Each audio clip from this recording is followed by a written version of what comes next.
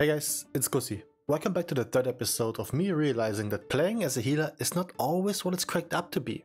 In this Zero to Hero, no I can't believe in my HOTS as we are all standing in stuff non-stop, Retro Druid edition. In the last episode we started to complain about the current seasonal affix, as I said multiple times it's a heal absorb and the timing could be so bad on multiple occasions. Now, since that I learned from you in the comments about the truth that explained to me how the affix really works, I am more chill with it, but more on that later. And we complained even more about everybody, yes, me included, not using defensives or refusing to kick, which ended on an annoyingly avoidable Stonevault break, as well as my biggest fear in a city of threats due to the overlap of the mentioned affix and arguably the most unpleasant group-wide damage in the game today. Fantastic overlap, really. Nice job, Blizzard, really nice, fantastic.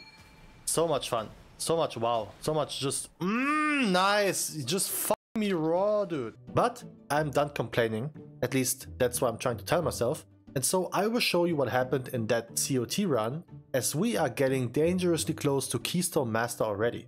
Also, we just annihilated the threshold that is 1k followers on Twitch, so thank you for everyone who keeps showing up to this wankfest I call live streams. Mucho lovos, amigos. That's gotta be racist, there's no way. So if that sounds like an episode you want to change your happy and carefree life for a night, then whip out your healer, that isn't a shaman, and experience despair while crying yourself to sleep.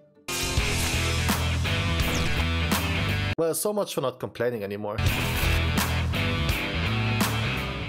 Alright, so while I was molding over the third boss in City of Threats, let me quickly inform you about the newfound knowledge that got sent my way. Apparently, even though the Salatet's bargain Devour debuff is shown like a shield on the Bliss frames, it is in fact not an absorb. It simply requires you to fully heal it through, but your party members still get the full healing value. Now, does this make this affix any better? No. Will I be more chill about it? No. Will DPS players still ignore the spelling? Instead, I will simply await the reset to not deal with this shit for the next weeks. Disregarding, it took a little bit of, I guess, fear away, as I at least get to heal my party through, and it also explains why the healing itself did work perfectly on this boss. Now, this would also be the time where I allow you to just let loose on the tips and tricks about Retro Druid whenever you get some hidden tech to teach, as I'm really trying to get good at this, which includes learning the right things early on. Also, with little things like Life Bloom being extra valuable to heal a person up quickly, it shows you that I do not know any of the talents at all. Usually I level up a character with that spec to get a basic feel for it, but for this Druid it was different. Character was max level and I never healed on a Druid ever since they introduced the 16:9 format. But back to the actual dungeon. On the third boss in the City of Threat, which I would like to call by name, but there's no way I can pronounce whatever that is, besides the pretty big stomp that you can easily heal, the boss does require the party to soak those little purple balls, but if you do, you get a heal absorb onto you, an actual heal absorb this time. So far so good, playable and no issues. The biggest issue the boss has to offer is the Dark Pulse though. That thing does mad, and I mean mad damage, so I need to figure out a way to deal with this. The idea being that obviously I hit everybody up with a rejuvenation as well as the wild growth, maybe 2 trees, and then convoke just to overheal as much as possible. And it worked quite good to be honest. With the new information about how the affix works, it's actually also quite nice because if the party takes damage, it's easier to heal them. Luckily, convoke being a 1 minute cooldown lines up pretty nicely with the Dark Pulse. If that doesn't work for hierarchies, I am screwed for real. The last boss is a prime example of a Druid's healing pattern. Keep HOTS alive on everybody and then maybe use some bursty heal with convoke or maybe the trees. So I did keep convoke to deal with the bargain affix cause I was a bit too afraid to use it. I also didn't keep HOTS with everybody cause I'm shit like that. The main issue on this boss is just the almost permanent dot being up. So having HOTS with everybody is key. Also, side note, as a warrior, you can spell reflect every cast of Splice. Doesn't do that much damage, but it will guarantee that you stay alive. Speaking of staying alive, guess what we didn't manage to do in the next Grim Battle key? Boy did the second boss cause some issues on us. Tank absolutely got his dick kicked in, and the pool management also had some room to improve. So second attempt, and this time the beefy cow stayed strong and we were able to send this ugly bastard flying. We simply did slow and steady pulls, which had us end up on the final boss with a solid amount of 4 minutes to end this. No wipe, and we are good, but there's a problem. Senpai! While the tentacles unpleasantly tickled me in my no-no square, our tank dropped. But because I felt the weird urge to do it again, yeah about that. And apparently, my wild desire for tickles caused a lot more issue than I would have expected. Juicy 8-minute overtime. Yeah, that's on me, ladies, I'm very sorry. So from one dungeon I failed because of mechanics, to another where I can just blame the coding for bad things. Let's break some Dawn. Another dungeon I'm curious about, specifically on managing the incoming damage on the second as well as the third boss. Before we can get to those, however, we need to survive the most important boss in here, the ships. Cause believe it or not, those bitches are slippery at times. That is, if you can make it out of them in the first place. God, I hate this dungeon so much, man. Be that as it may, the first boss again is a quite solid one for Restro. Keep the party holded up so you can dispel instantly and get the shield healed through. Easy money, baby. The only thing I do need to be mindful of is the collapsing knight.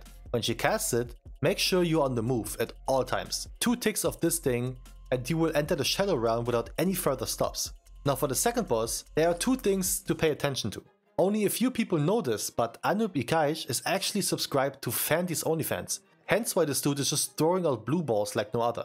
And those hurt. Key is to aim them towards a direction with no walls, or anything that potentially could end up being a wall, since you want to make sure it goes to the maximum range before exploding, to minimize the damage incoming. And then there's another form of a Dark Pulse ability in Shadowy Decay. Same thing as on the Blue Sperm boss in City, hurts just as much. I only tell you this as both of these mechanics are easily manageable, but there's one nasty overlap. But we didn't get there. Boss died too quick. Unlucky. Last boss no biggie. Thought it hurts a lot more, but surely that will come on higher keys. With that, 49 rating and another increase in difficulty as we attempt our first +7 of the series. Why is that big? Well, +7 now drops the next level of items, as they are 610 and are called Hero Track. It was also the first dungeon I gave in to the pressure of my guild while installing Cell. It looked almost like the baseline UI, so I didn't mind. The only reason I wanted this is because I was in desperate need for a weak aura that tells me who still has their Devour affix debuff rolling. And my chat told me that Cell has that by default. So there we go. Arakara +7, which never started for me as I just got booted without any comment. Guess we got enough healer these days if we just randomly kicked those guys, huh? Well, their loss, as they probably didn't know that I could have made them famous. Instead, we do a +7 necrotic wake. Wait, what? Everybody who watched the Paladin 0 to Hero knows that this key eluded me till the very end. Even on almost 2.5k score, I only had this one timed on a +4. And now, this is my first +7? Oh man. However, I did make a quick decision with the newly obtained Cell add-on. I disabled it right after the first boss. That sucks. Way too much stuff happening there. This weird little jump the HP bars did whenever somebody took damage or received heal, it's just very flashy and I don't like it. But not even the boring ass Blizzard UI could protect my gang on the second boss. So much incoming damage that I did not see coming, which ended in a kill that has a tagline barely above it, as it describes it very perfectly to say the least. Another kind of incoming damage I never really noticed was the AoE on those monstrosities on the Stitch Flash fight.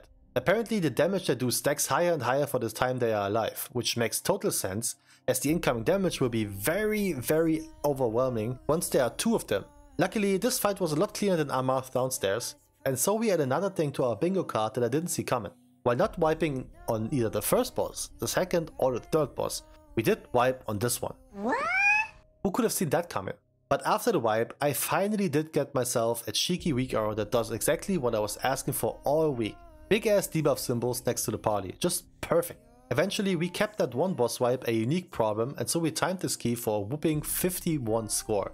Which means we are barely 200 away from our first benchmark, KSM. And yet, here's where I have a confession to make. I'm addicted. I'll be damned.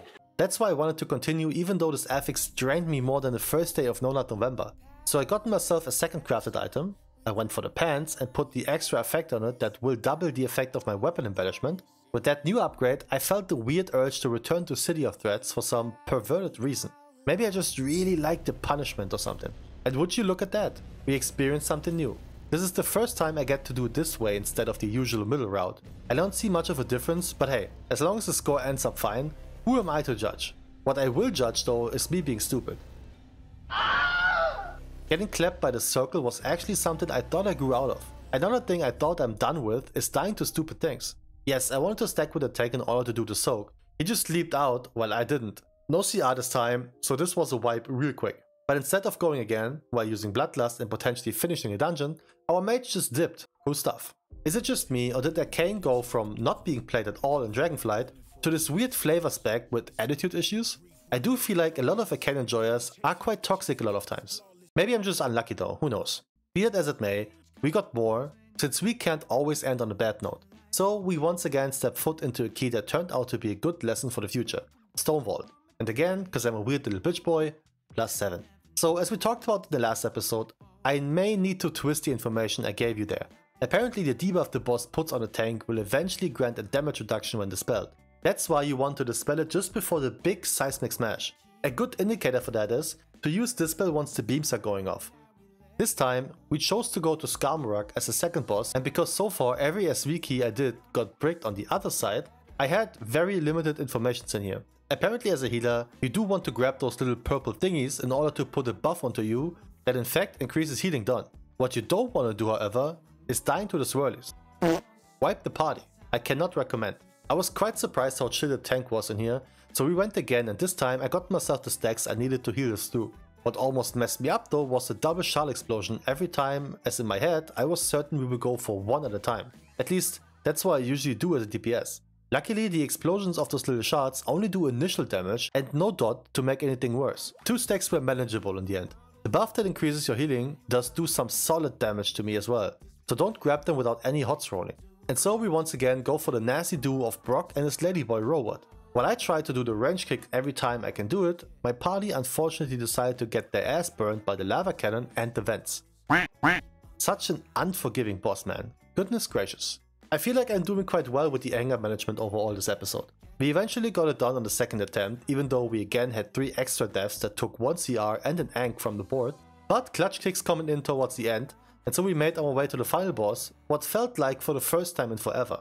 And even though we got 17 deaths, 2 boss wipes and a healer who had no idea what's going on, we ended up timing this key, 87 score to our name, and finally our first hero piece, which of course was a weapon, which we don't need due to our crafted 619 piece. This game truly knows how to tickle my nutsack in just the wrong way, man.